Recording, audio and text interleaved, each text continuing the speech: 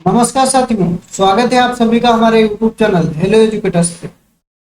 आशा है आप सभी अच्छे होंगे और आज ये वीडियो देख के और भी अच्छी हो जाएगी, क्योंकि यह वीडियो उन बच्चों के लिए है जो बच्चे diploma education, special education field से बिलोंग कर रहे हैं।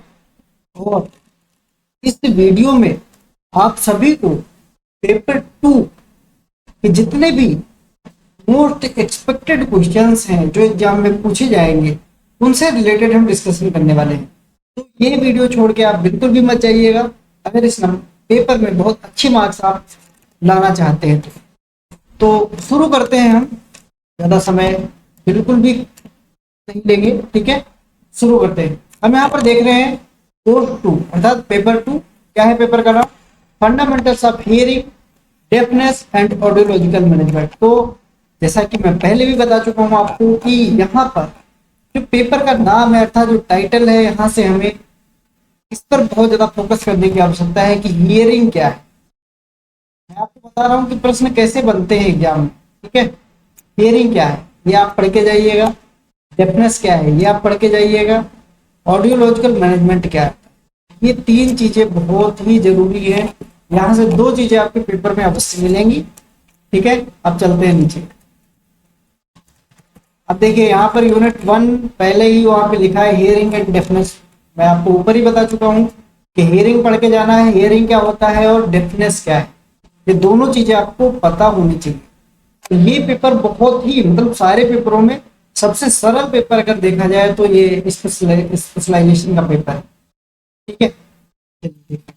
हियरिंग एंड डेफनेस ये पढ़ के जाना है। इंपॉर्टेंस ऑफ हियरिंग बहुत ही इंपॉर्टेंट प्रश्न है। आपको पता होना चाहिए कि सुनने का महत्व क्या है।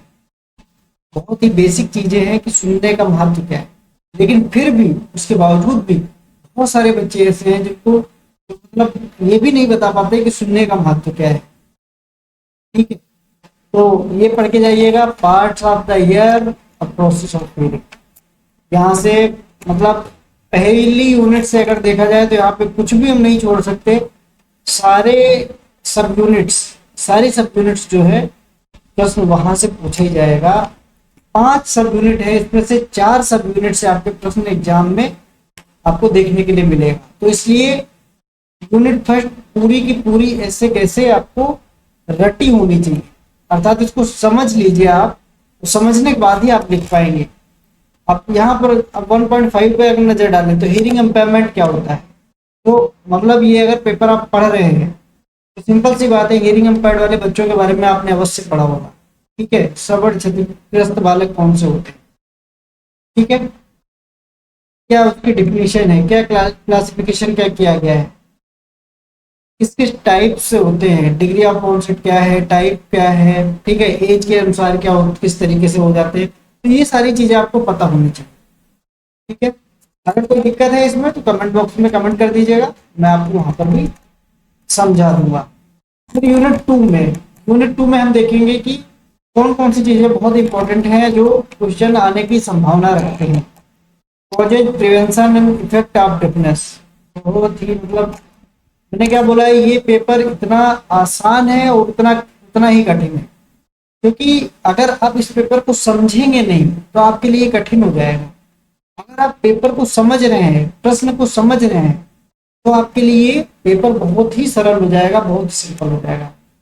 आप कहेंगे इस पेपर में कुछ है ही नहीं, कुछ ऐसी टेक्निकल चीजें नहीं है, ठीक है।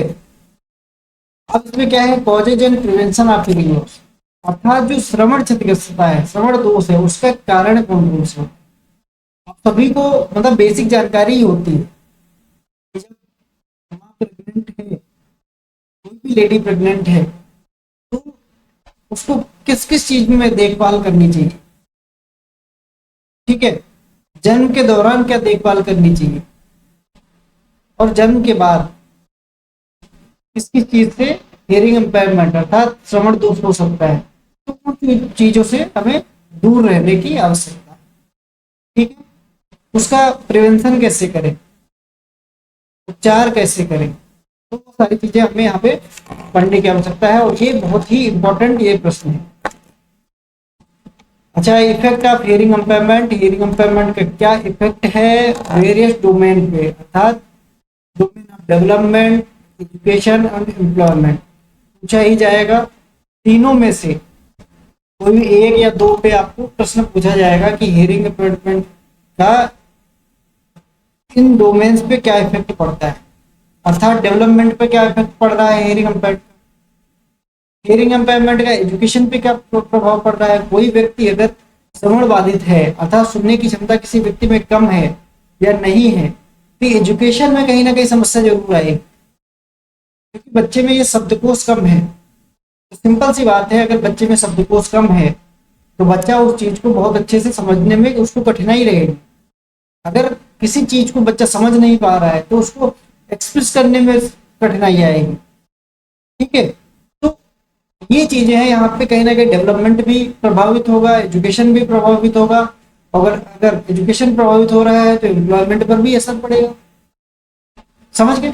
इसीलिए मैंने पहले ही बताया है कि ये यूनिट जो है इसको रटने के बजाय आप इसको समझने पर जोर डालिए। अगर आप इतना ही समझ गए कि हियरिंग इम्पेयरमेंट क्या है, इसका 1.5 पॉइंट है कि हियरिंग इम्पेयरमेंट क्या है, इसके टाइप क्या है, इसकी डिफिनेशन क्या है, इसका कॉजेज क्या है, ठीक है, इसका प्रिवेंशन क्या है, ये सारी चीजें अगर आप पढ़ लेते हैं तो ये मान के चलिए इसका 40% हिस्सा आप कवर कर लेते हैं। ठीक है, फिर आगे आते हैं और फिर देखिए यहाँ पर आ गया hearing loss impact speech perception. सीधी सी बात है, अगर कोई बच्चा सुनने में उसको कठिनाई है तो वो स्पीच को समझने में, परसीव करने में भी उसको समस्या आएगी। समझ गए? सही तरीके से अगर सुनाई नहीं पड़ेगा तो उसकी स्पीच परसेप्शन में भी दिक्कत आएगी। वही पूछ रहा है कि hearing loss impact speech perception. ठीक है, early identification and critical period of learning language and hearing. तो अर्ली आइडेंटिफिकेशन यहाँ से हमें पढ़ के ही जाना है कि अर्ली आइडेंटिफिकेशन क्या होता है। ठीक है, और critical period of language and hearing. ठीक है, ये developmental milestone of auditory behaviour, अर्थात ये पूछ रहा है कि किस तरीके से ऑडिटरी बिहेवियर के माइलस्टोन डेवलप होते हैं। जैसे हम अगर आपसे जनरली पूछें कि 1 साल का बच्चा, 1 साल छोड़ दीजिए, हम आपसे पूछें कि अगर 6 महीने का बच्चा है तो कौन कौन सी प्रतिक्रियाएं करता है, तो आप कहेंगे 6 महीने का बच्चा बाबा बाबा बोलने लगता है। ठीक है, कुछ ऐसे शब्द मुंह से कुछ आवाज निकालता है, ठीक है, इस तरीके से। तो ये एक माइलस्टोन है कि 6 महीने का बच्चा आवाज निकालेगा, बैबलिंग करेगा। ठीक है, और अगर 4 महीने का बच्चा है वो कैसे, कोई भी आवाज आ रही है उस पर रिस्पॉन्स करेगा, और उससे छोटा बच्चा है तो आवाज आ रही है तो पलके झपकाएगा। ठीक है, ये सारी चीजें, ये माइलस्टोन है ऑडिटरी बिहेवियर के। तो ये सब चीजें आपको पता होनी चाहिए कि किस उम्र में बच्चा क्या करता है। ठीक है, फिर यहाँ पे यूनिट 3 आ गई, identification of deafness and assessment of hearing. बहुत ही इंपॉर्टेंट है असेसमेंट ऑफ हियरिंग, कि किस तरीके से आप आकलन करेंगे हियरिंग। ठीक है, आकलन के 2 टाइप हैं, फॉर्मल और इनफॉर्मल। यहाँ पर देखिए पहला यूनिट ये है, पहला सब यूनिट है formal and informal assessment. Formal assessment जो डॉक्टर करते हैं, इनफॉर्मल असेसमेंट जो हम लोग कर लेते हैं। अगर किसी व्यक्ति को सुनाई नहीं पड़ रहा है तो तेज आवाज में बात करेंगे, अगर और सुनाई नहीं पड़ रहा है तो और तेज आवाज में बात करेंगे। ये क्या है? इनफॉर्मल।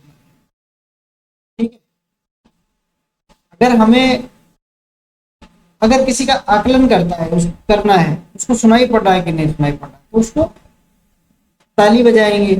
बच्चा अगर रिस्पॉन्स कर रहा है कोई बात नहीं, अगर नहीं रिस्पॉन्स कर रहा है तो और तेज ताली बजाएंगे, उसके पास जाके ताली बजाएंगे पीछे से। ठीक है, तो जिस आवाज पे बच्चा रिस्पॉन्स कर रहा है, अपना हैंड रेज कर रहा है या कोई आवाज दे रहे हैं उसके कानों में, अगर सुनाई पड़ रहा है, बच्चा हैंड रेज कर रहा है, तो ये सब असेसमेंट के तरीके। अगर और अच्छा असेसमेंट करना चाहते हैं आप घर के अंदर, तो क्या है, किसी बच्चे को कमरे में बिठा दीजिए, कुकर की सीटी आ रही है या कोई बाहर से आवाज दे दीजिए। अगर बच्चा सुन पा रहा है इसका मतलब बच्चा ठीक है, अगर नहीं सुन पा रहा है या सुनने में कोई दिक्कत आ रही है तो इसका मतलब बच्चे में कुछ ना कुछ समस्या है, उसको डॉक्टर के पास दिखा दीजिए। फिर डॉक्टर जो होता है वो फॉर्मल रूप से असेसमेंट करता है। समझ गए? फॉर्मल रूप से असेसमेंट क्या होता है, जिसमें सारी चीजें मतलब फिक्स रहती हैं। ऑडियोमीटर लगाएगा, बहुत सारे उपकरण हैं उनका इस्तेमाल करेगा, प्रॉपर तरीके से काम करेगा। ठीक है, ये सारी चीजें फॉर्मूला। अगर आपको समझना है तो आप कमेंट बॉक्स में कमेंट कर दीजिएगा, मैं आपको बहुत अच्छे से इसको समझा दूंगा। फिर उसके आगे चलते हैं, conditioning for audiometry, auditory assessment, audiometry for children, audiogram and it's interpretation. भाई ये पढ़ लीजिए, दोनों में से एक प्रश्न एज इट इज आपके एग्जाम में आएगा। ठीक है, चलिए इसके नीचे यूनिट 4 एम्प्लीफिकेशन डिवाइसेस क्या होता है, ये पढ़ के जाइएगा। और एक हियरिंग इम्पेयर्ड बच्चे के लिए किस तरीके से यूजफुल है, मतलब ये क्वेश्चन बनना ही बनना है, आप पढ़ के ही जाइएगा 100%।